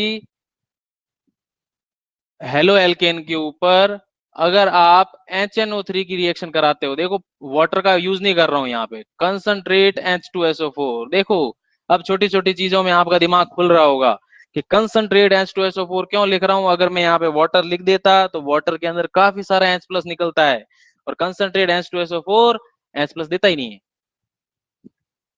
पता है ना आपको? जो प्योर एसिड होते हैं वो H प्लस देते ही नहीं है, क्योंकि उनके अंदर कोवेलेंट नेचर होता है। तो वो क्या करेंगे, यहाँ पे सॉल्वेंट का काम करते हैं। तो HNO3 में क्या होगा, HNO3 को जब ब्रेक करते हो आप, HNO3 को जब ब्रेक करते हो तो HNO3 NO2 plus plus OH minus में ब्रेक हो जाता है। ये ध्यान रखना, ये NO2 प्लस क्या है, ये वही नाइट्रो ग्रुप है जो highly electron negative nature show करता है, ये इलेक्ट्रॉन को खींचने का काम करता है। अब बताओ ये आपका क्या हो गया, ये आपका क्या हो गया, एक इलेक्ट्रोफाइल। ये आपका क्या हो गया, ये PR इस तरह से बना हुआ है, ये लो। ये NO2 आपका क्या है, ये NO2 क्या है आपका, ये इलेक्ट्रोफाइल ही तो है। अब ये NO2 कहां पे अटैक करेगा, या तो पैरा पे, या तो ऑर्थो पे, या पैरा पे। कोई दिक्कत? दो प्रोडक्ट बना लो, एक NO2 बना लो ऑर्थो पे, एक NO2 बना लो पैरा पे। तो ये पैरा वाला होगा आपके मेजर प्रोडक्ट होगा। मेजर माइनर तो बार बार नहीं बताऊंगा, अब बार बार खूब बता चुका हूं।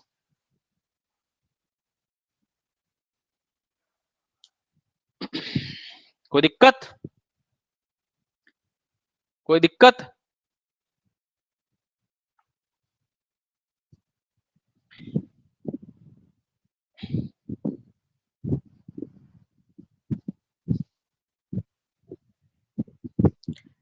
ऐसे कैसे, अगर H2SO4 हो तो एक नई रिएक्शन है जिसमें आप सिर्फ क्या ले रहे हो, एक नई रिएक्शन है जिसमें आप क्या ले रहे हो, सिर्फ कंसंट्रेट H2SO4। और H2SO4 को जब आगे ब्रेक करते हो तो कंसंट्रेट है, ये कंसंट्रेट इजीली इसको जब गर्म करते हो तो ये HSO3 माइनस HSO3 प्लस में देता है। ये क्या देता है, HSO3 प्लस। जब इसको हीट करते हो, इसको पानी में नहीं डालना है, इसको पानी में डाल दोगे तो इसके आयन अलग बन जाएंगे, H प्लस और HSO4 माइनस बन जाएंगे, फिर वो आगे SO SO4-2 सल्फेट बना लेंगे, लेकिन इसको सिर्फ हीट करना है। हीट करोगे तो HSO3+, ये जो आपका इलेक्ट्रो, इसको हीट करोगे, इसको डेल्टा का मतलब क्या है, इसको हीट करोगे, इसको हीट करोगे तो HSO3+ बनाएगा और OH- बनाता है। वैसे ये एसिड है तो OH- नॉर्मल कंडीशन में बनेगा, इसको हीट करने पर बनेगा। तो ये एक इलेक्ट्रोफाइल हो गया। ये क्या हो गया आपके, एक इलेक्ट्रोफाइल। वही चीज, इलेक्ट्रोफाइल को कहां पे अटैक कराओगे, इलेक्ट्रोफाइल को कहां पे अटैक कराओगे, या तो यहां पे करा दो SO3H, और या तो करा दो आप पैरा पे इसका अटैक SO3H। ये मेजर प्रोडक्ट, ये माइनर प्रोडक्ट। कोई दिक्कत, कोई दिक्कत क्या?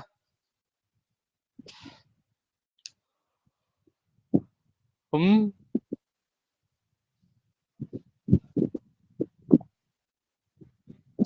कोई दिक्कत? नेक्स्ट रिएक्शन है आपकी फ्रीडल क्राफ्ट। इसको बोलते हैं फ्रीडल क्राफ्ट इसको हटा दूं,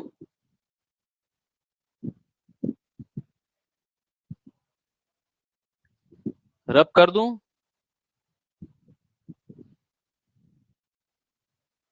ओके। इंपॉर्टेंट चीज है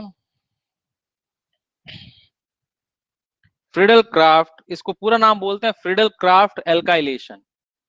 फ्रीडल क्राफ्ट एल्काइलेशन, एल्काइलेशन मतलब एल्काइलिक ग्रुप आपको अटैक करवाना है, और इस टाइप की रिएक्शन को अपन इलेक्ट्रोफिलिक सब्स्टिट्यूशन रिएक्शन ही पढ़ते हैं। जब भी आप जब भी किसी हेलो एरीन की बात करते हो, तो हेलो एरीन के ऊपर जब फ्रीडल क्राफ्ट एल्काइलेशन का नाम आ जाए, तो आप एक चीज ध्यान रखना कि यहाँ पे कोई भी आपका ऐसा ग्रुप होना चाहिए जो मतलब आपके ऐसा एक हेलो एल्केन है। यहाँ पे हेलो एल्केन की एनहाइड्रस किसी भी लुईस एसिड के साथ में रिएक्शन करवाते हैं। तो यहाँ पे मान लो आपने CH3Cl ले लिया, ये आपके पास में हेलो एरीन है। ये क्या है आपके पास में, हेलो एरीन। और ये आपके पास में क्या है, हेलो एल्केन। ये क्या है आपके पास में, हेलो एल्केन। ठीक है ना। इसकी रिएक्शन अगर आप वही एनहाइड्रस एल, ये याद रखना, AlCl3 की प्रेजेंस में रिएक्शन कराते हैं। तो यहाँ पे एक चीज याद रखना, फ्रीडल क्राफ्ट रिएक्शन कोई फिक्स नहीं है कि आपके सिर्फ हेलो एल्केन में पढ़ लिया तो काम चल जाएगा, नहीं। फ्रीडल क्राफ्ट रिएक्शंस आपके डिफरेंट डिफरेंट जितने भी ऑक्सीजन डेरिवेटिव्स, नाइट्रोजन डेरिवेटिव्स, आपके फास्फोरस डेरिवेटिव्स के आते हैं, एसिड के अंदर भी आपके काफी सारे, इसको स्टडी करनी पड़ेगी। तो आप कभी भी ऐसा मत सोचना कि सर फ्रीडल क्राफ्ट तो वहां पढ़ी थी, यहाँ पे क्यों आई। फ्रीडल क्राफ्ट के मैकेनिज्म डिफरेंट डिफरेंट प्रोडक्ट में डिफरेंट डिफरेंट मिलेगी आपको, इसलिए ध्यान रखना। बस यहाँ इतना जरूर है कि फ्रीडल क्राफ्ट एल्काइलेशन या फ्रीडल क्राफ्ट जो भी रिएक्शंस होती है वो आपकी इलेक्ट्रोफिलिक सब्स्टिट्यूशन रिएक्शंस होती है, और कुछ नहीं होती। आपको क्या पता है, जब एनहाइड्रस AlCl3 लेंगे तो एनहाइड्रस AlCl3 पहले इस हेलो एल्केन के साथ में रिएक्शन करेगा। कैसे रिएक्शन करेगा, ये आपकी CH3Cl है, और ये AlCl3 ये आपका लुईस एसिड है। लुईस एसिड क्या करेगा, यहां से Cl- को एब्स्ट्रैक्ट करेगा, और आपको क्या बनाएगा, AlCl4-, क्या बनाएगा, AlCl4- और CH3 पॉजिटिव। अब ये CH3 पॉजिटिव आपको मालूम है एक इलेक्ट्रोफाइल है, इसके ऊपर अटैक करा दो, इसके ऊपर अटैक करा दो। जब आप यहाँ पे CH3 पॉजिटिव का अटैक कराओगे तो आपको दो प्रोडक्ट मिलेंगे। कौन कौन से दो प्रोडक्ट मिलेंगे, CH3 ऑर्थो पे और CH3 पैरा पे। बताओ, मेरे को बात बताओ, इन दोनों में से ये मेजर प्रोडक्ट होगा, क्यों, ये दूर दूर बैठा है, ये इसका नेगेटिव इंडक्टिव इफेक्ट होगा, प्लस आई इफेक्ट होगा, वो बहुत कम होगा इसके कंपेरेटिवली। और ये क्या होगा आपका माइनर प्रोडक्ट। बेस की प्रेजेंट, क्या बेस की प्रेजेंट, बेस की प्रेजेंट ले लोगे तो रिएक्शन कैसे होगी। बेस क्या करता है, बेस यहाँ पे देखो लुईस एसिड है, लुईस एसिड क्या करते हैं, कहीं से भी इलेक्ट्रॉन को एब्स्ट्रैक्ट करने का काम करते हैं। और बेस होता है वो सिर्फ H+ को एब्स्ट्रैक्ट करने का काम करते हैं। H+ को एब्स्ट्रैक्ट करेगा तो वो नेगेटिव स्पीसीज को फ्री कर देगा, और नेगेटिव स्पीसीज जाके फ्री होके अटैक कहाँ करेगी, कर ही नहीं पाएगी। अरे लुईस एसिड का यूज इसलिए करते हैं कि लुईस एसिड क्या करता है, आपके पास में जो भी रिएजेंट है उसमें पॉजिटिव चार्ज वाला कोई भी ग्रुप क्रिएट कर सके।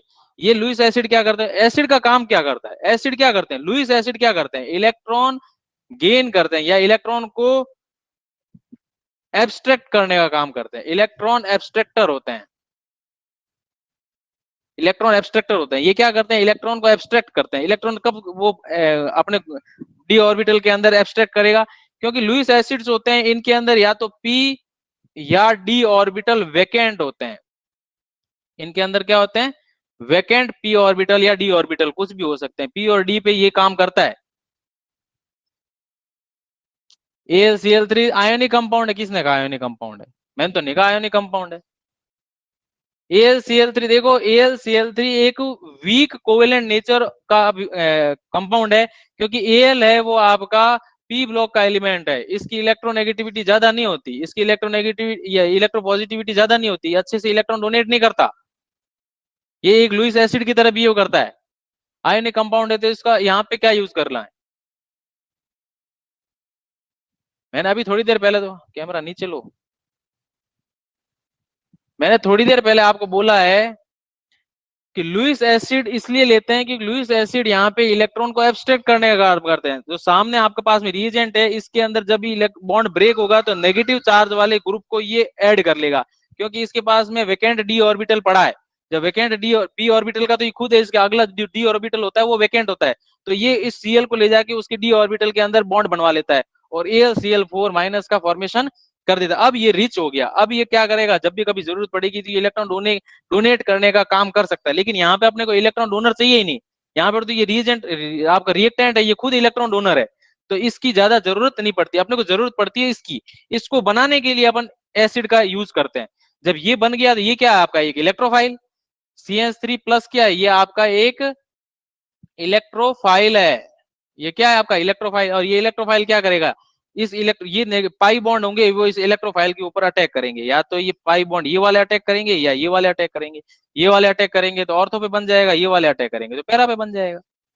अपन हमेशा इतनी देर से कर क्या रहे हैं, पॉजिटिव इलेक्ट्रोफाइल का फॉर्मेशन कर रहे हैं। इलेक्ट्रोफाइल क्या होता है, जिसके ऊपर इलेक्ट्रॉनिक डेंसिटी यानी इलेक्ट्रॉनिकली डेफिशिएंट हो वो, यही तो कर रहे हैं। और कर क्या रहे हैं,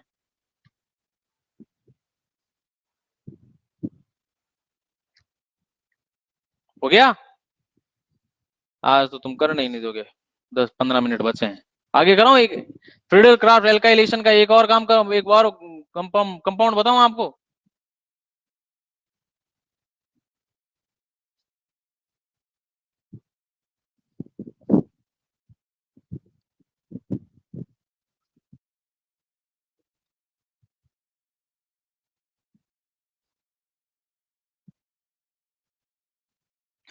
अगर हम ध्यान देना, अगर हम किसी एसिड क्लोराइड की रिएक्शन, ये भी आपके एल्काइलेशन का ही पार्ट होता है, C डबल बॉन्ड OH, ये क्या होता है, ये एसिड होता है। अगर इस एसिड की OH को रिप्लेस करके इसकी जगह अगर मैं क्लोरीन ऐड कर दूं, ये एसिड ही तो है, इसको क्या बोलते हो, CH3COOH, ये क्या है, एसिटिक एसिड ही तो है। जिसको जाना है वो जा सकता है, ओके। ये एसिड है, इस एसिड में जो OH होता है, अगर इस OH को मैं रिप्लेस कर दूं, इस OH को मैं रिप्लेस कर दूं, इसकी जगह अगर मैं आपके कोई Cl ग्रुप अटैच कर दूं, यहाँ पे क्या कर दूं, यहाँ पे Cl ग्रुप अटैच कर दूं, तो वो क्या हो जाएगा, एसिड का डेरिवेटिव। तो इसको मैं क्या बोलता हूं, एसिड क्लोराइड। ये क्या है आपका, एसिड क्लोराइड, ठीक है। अब ये एसिड क्लोराइड है, वही एनहाइड्रस Cl को निकालना है तो AlCl3 की प्रेजेंस में रिएक्शन कराओगे तो क्या होता है, वैसे AlCl3 इस Cl माइनस को एब्स्ट्रैक्ट करने का काम करता है। ये रिएक्शन की मैकेनिज्म अलग अलग बुक्स में अलग अलग दी हुई होती है कि पहले इस Cl को ये बॉन्ड बना के AlCl4 माइनस बना देता है, इस कार्बन के ऊपर पॉजिटिव चार्ज आ जाता है और उस पॉजिटिव चार्ज को ये यहाँ पे बॉन्ड बनवा लेता है। लेकिन इस मैकेनिज्म को देखने से पहले आप ये जरूर ये देखो, मेरे को ये रिएक्शन सबसे ज्यादा इफेक्टिव लगती है कि अगर आपके पास में यहाँ पे पाई बॉन्ड है और आपके पास में यहाँ पे CH3C डबल बॉन्ड OCl है, ये पाई बॉन्ड क्या करता है, मैं ऑर्थो वाला बना रहा हूं, पाई बॉन्ड क्या करता है, इस कार्बन के ऊपर अटैक करता है। कार्बन के ऊपर अटैक करता है, आप तो कहोगे सर इस कार्बन पे भी अटैक कर सकता है, ये पाई बॉन्ड इस कार्बन पे भी अटैक कर सकता है, लेकिन ये कार्बन इस कार्बन पे अटैक करता है। इसका रीजन कोई बता सकता है? मैं बता देता हूं कि ये इलेक्ट्रॉनिक क्लाउड है जो आपकी ऐसी जगह जाना पसंद करेगा जहां पे इलेक्ट्रॉनिक डेफिशिएंट एनवायरनमेंट उसको मिले। तो आप देखोगे कि इस कार्बन के पास में दूसरा कार्बन अटैच है, यानी इस कार्बन के पास में दूसरा कार्बन है, तो ये कार्बन इलेक्ट्रॉन को अपनी तरफ खींचेगा। क्यों? क्योंकि इसके पास में यहाँ पे ऑक्सीजन है। ऑक्सीजन की इलेक्ट्रोनेगेटिविटी ज्यादा होती है, क्लोरीन की इलेक्ट्रोनेगेटिविटी ज्यादा होती है, तो इस कार्बन से इलेक्ट्रॉन खींचेंगे, ये भी खींचेगा। इस कार्बन से इलेक्ट्रॉन खींचेंगे। बताओ, इस कार्बन पे डायरेक्ट इलेक्ट्रॉन खींचने वाले दो ग्रुप बैठे हैं, तो इसके ऊपर पॉजिटिव क्लाउड ज्यादा आएगा कि इस पे आएगा? इस कार्बन पे आएगा कि नहीं आएगा? तो ये वाली जो आपका रूट होता है ये इफेक्टिव होता है, ये रूट इफेक्टिव नहीं होता। तो आप देखोगे कि यहाँ पे इस क्लोरोबेंजीन के ऊपर ये ग्रुप इस तरह से हट जाता है, C double bond O CL CH3। और यहाँ पे एक हाइड्रोजन होता ही है, आपको मालूम है। यहाँ पे इस तरह से पॉजिटिव चार्ज आ जाता है। क्या यहाँ पे किसी को दिक्कत?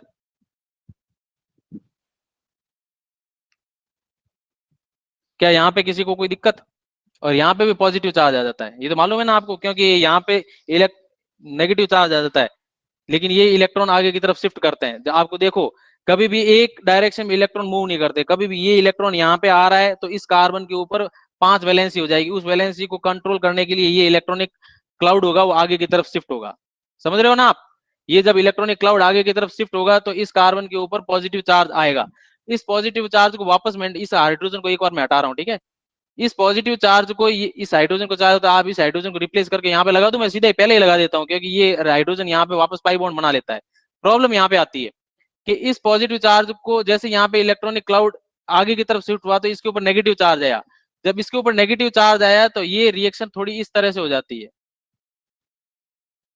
यहाँ पे CO- प्लस CL CH3 और इसके ऊपर यहाँ बना हुआ ये नेगेटिव चार्ज। अब देखो, किसी ग्रुप के ऊपर नेगेटिव चार्ज हो या पॉजिटिव चार्ज हो तो अपने आप को स्टेबलाइज करने की कोशिश करता है।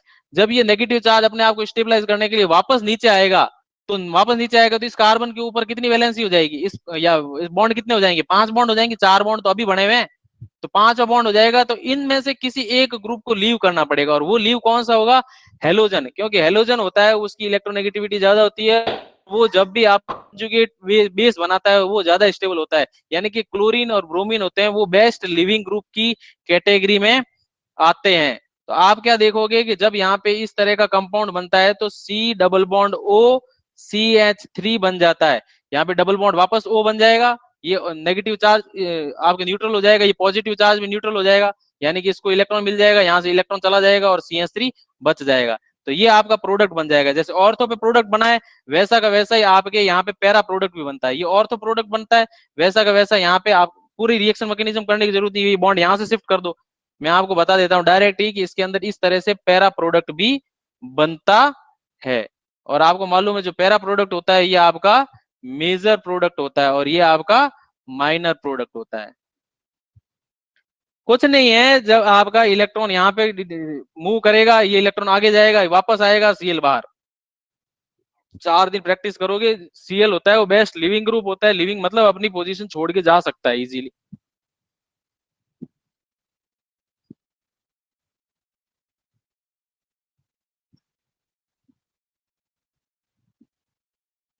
सर H कहाँ गया? अरे H ने जैसे यहाँ से शिफ्ट हुआ था तो यहाँ पे जो हाइड्रोजन था ना, आपको मालूम नहीं है, यहाँ पे पॉजिटिव चार्ज आता है, ये हाइड्रोजन यहाँ पे वापस आके यहाँ पे इस पॉजिटिव चार्ज को स्टेबलाइज कर देता है, यहाँ पे पाई बॉन्ड बना लेता है और ये हाइड्रोजन यहाँ से H प्लस की फॉर्म में लीव हो जाता है। यहाँ से जो Cl लीव हुआ है उसके साथ में HCl का फॉर्मेशन कर देता है। यहाँ से हाइड्रोजन लीव हुआ है, यहाँ से Cl लीव हुआ है तो HCl बना लेता है, और इस HCl के पीछे आप पड़े रहते हो कि सर हाइड्रोजन कहाँ गया, क्लोरीन कहाँ गया। मेन जो प्रोडक्ट बना है उस पर ध्यान दो।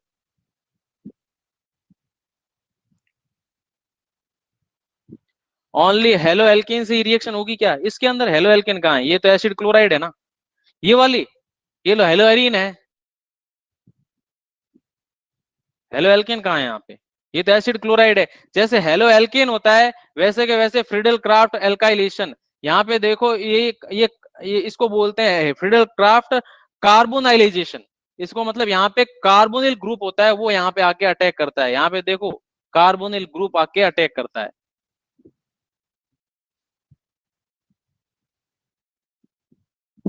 ओके, नेक्स्ट टॉपिक तो पूरा करना था मेरे को लेकिन हुआ ही नहीं। कल अपन थोड़ा सा एक थ्योरेटिकल पार्ट रहा है, सीएल तो जुड़ा हुआ है ना, कहाँ जुड़ा हुआ है सी, ये सीएल तो रिएक्टेंट में था, ये वाला सीएल रिप्लेस किया है मैंने। इस सीएल यहाँ पे भी सीएल है, यहाँ पे भी सीएल, इस सीएल को ये AlCl3 लेके जा सकता है, AlCl4 माइनस बना सकता है, इस सीएल को यहाँ से रिप्लेस होने वाला हाइड्रोजन लेके जा सकता है, HCl बना सकता है। AlCl4 माइनस भी तो बनता है इसके अंदर, मैंने बताया नहीं था, अगर रिएक्शन को यहाँ से पहले से ही सीएल को लेके ये AlCl3 चला जाएगा था, AlCl4 माइनस बनाएगा और यहाँ पे पॉजिटिव चार्ज आ जाएगा और ये पॉजिटिव चार्ज यहाँ पे डायरेक्ट अटैक कर देगा और डायरेक्ट ये भी प्रोडक्ट बना लेता है। लेकिन ये भी मैकेनिज्म आपने कहीं अलग अलग जगह देखी होगी। अरे समझे नहीं क्या, इसको जब यहाँ से निकल जाएगा ये AlCl4 माइनस भी बनाता है तो यहाँ पे पॉजिटिव चार्ज आ जाएगा और ये पॉजिटिव यहाँ पे आके सीधा बॉन्ड बना लेगा, यहाँ पे आके सीधा बॉन्ड बना लेगा। यानी कि ये मैकेनिज्म भी आप पढ़ते हो और ये वाली मैकेनिज्म भी आप पढ़ते हो, कोई भी मैकेनिज्म जो आपको अच्छी लगे वो आप पढ़ लेना। मेजर कौन सा होगा, मेजर 1 वाला नहीं होगा, 1 वाला क्यों होगा, ऑर्थो प्रोडक्ट माइनर होते हैं, ऑर्थो प्रोडक्ट माइनर होते हैं।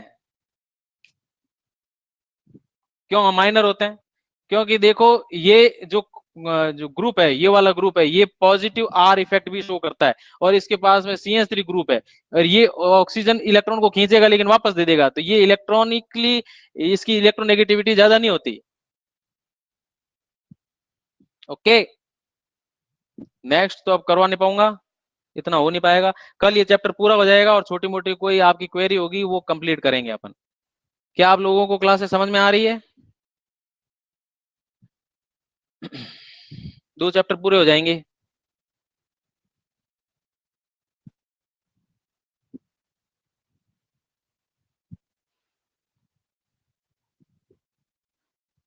अरे तुमको यही क्लासेस समझ में नहीं आ रही है तो तुमको शायद कुछ भी समझ में नहीं आएगा, इतना सिंपल वे में हर चीज को मैं बता रहा हूं आपको, हैं? हवा में उड़ना शुरू हो जाता है, अभी डायरेक्ट मैं सीधे प्रोडक्ट बनाना शुरू कर दूं आपको बताना, तो पता नहीं क्या होगा आपको। हाँ थोड़ा थोड़ा आ रहा है तो बढ़िया ही है, कोई तो लोग कह रहे हैं कि सर आ ही नहीं रहा, बिल्कुल नो सर, साफ सुथरा। हाँ कभी कभी तो हो गई, कुछ कुछ ऐसी चीजें हो जाती है जहाँ पे आपको थोड़ा मतलब ब्रॉड लेवल पे जाना पड़ता है, वहां पे आप नहीं जा पाते, कोई बात नहीं, लेकिन तो अभी 50-50 तो समझ में आता ही है ना, धीमे धीमे सब आ जाएगा, धीमे धीमे सब आ जाएगा।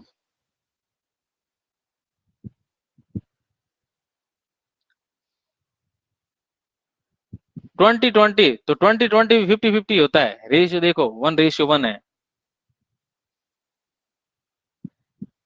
बिल्कुल भी समझ में नहीं आता, वेरी गुड,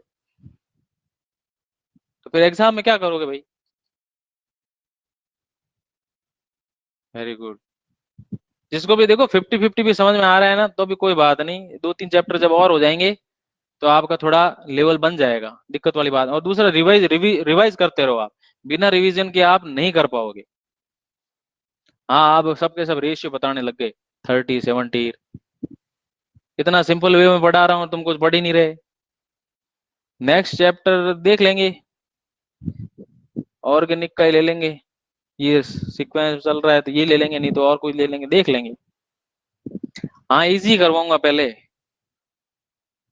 इजी करवाऊंगा। हाँ चलो ऑर्गेनिक ले लेंगे, लेकिन कभी ना कभी तो ऑर्गेनिक पढ़नी पड़ेगी, जाओगे कहाँ पे तुम? हाँ कल हो जाएगा कंप्लीट, थोड़ा सा रहा है बस, ज्यादा कुछ नहीं रहा, एक दो छोटी मोटी टर्म कोई बीच में रह गई थी वो भी पूरी कर दूंगा, बाकी इस चैप्टर में कुछ नहीं बचा।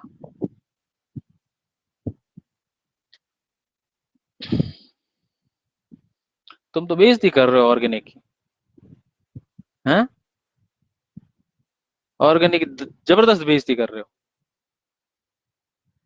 सॉलिड स्टेट बिल्कुल प्योर थ्योरेटिकल है, मेरे लिए सब मेरा सबसे बढ़िया टॉपिक है, लेकिन मैं तुमको अभी इसलिए नहीं करवाना चाहता क्योंकि टाइम कंज्यूम करता है और टाइम कंज्यूम करता है। क्या पता तुम्हारे जैसे ऑब्जेक्टिव पेपर होगा ना नवंबर दिसंबर में, तो उसमें सॉलिड स्टेट आए या ना आए, क्योंकि वो थ्योरेटिकल पोर्शन है, इसलिए मैं नहीं करवाना चाहता उसको। अब सिलेबस आएगा और उसमें मुझे नहीं लगता कि सॉलिड स्टेट आएगी, अगर आ जाएगी तो बढ़िया है। गुच्छे पड़ जाते हैं, नहीं तुम पढ़ना शुरू कर दो गुच्छे सुलझ जाएंगे। तुम रिवाइज करना शुरू कर दो, एक ही चैप्टर को बार बार रिवाइज करो।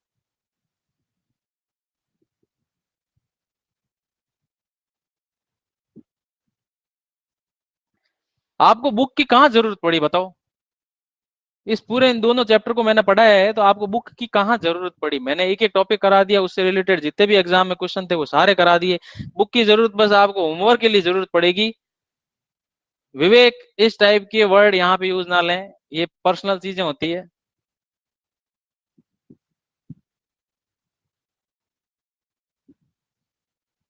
अरे थ्योरेटिकल, लेकिन नवंबर दिसंबर में एग्जाम आपका एमसीक्यू बेस्ड है, और उसके अंदर सॉलिड स्टेट के क्वेश्चन आते नहीं है। मुझे नहीं लगता आएंगे, लेकिन अगर सिलेबस आ जाता है जल्दी तो देखेंगे। अगर आ गया सॉलिड स्टेट उसके अंदर, तो मैं सॉलिड स्टेट आपको पहले करा दूंगा।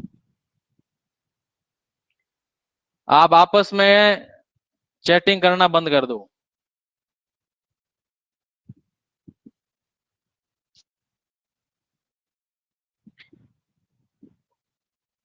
ओके चलो, क्लास लीव करते हैं।